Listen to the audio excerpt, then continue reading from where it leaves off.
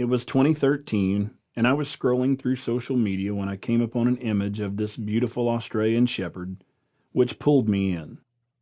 Then I started reading the words beneath the photo. Beautiful words, funny words, raw words. It was a heartfelt telling of a man losing his best furry friend, written by a man I didn't know. Stoney Stamper. I finished reading. I dried my eyes. I kept scrolling. The next day, I probably shared his story with at least 10 people. I couldn't stop thinking about it. That's the thing about good storytelling. It leaps off the page and into your mind and makes its home there. I started digging. I had to figure out who this Stoney Stamper guy was. It didn't take long to find him in his regular musings at his blog, the Daddy Diaries. I read every post. I laughed hard.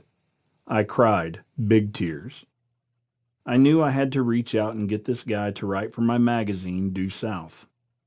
I had built the magazine on great storytelling and had a group of stellar writers. What I didn't have was someone writing with so much humor. I contacted Stoney and our friendship was born. Each month he'd let my readers into the life of his family. I got a front row seat as his children grew older and as his wife's photography business blossomed. I was lucky. And now you are too. You may be drawn to this book because you have a blended family. There's nothing quite like marrying someone with children. In an instant, you take on new responsibilities and do your best to be an instant parent. If this has happened to you, you know it can be like running an obstacle course blindfolded. It can also stretch you in ways you didn't know were possible. Your heart opens. You find yourself suddenly singing kid songs in the shower.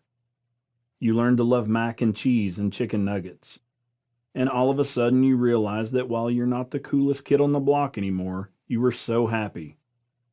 Even if your background is different from Stoney's, you'll love going along for the ride as he finds his footing as a husband and father. Stoney's stories are epically funny, but they're also tender reflections on love and parenting. I still remember the joy I felt when I discovered Stoney's writing and asked him to be a part of Due South magazine. I'm good at scouting out talent, and I knew his words would resonate with my audience. It may be because his stories feel timeless and a bit untamed. Like a cowboy, one who has finally found the perfect place to hang his hat. Catherine Frederick, owner and editor-in-chief of Due South magazine.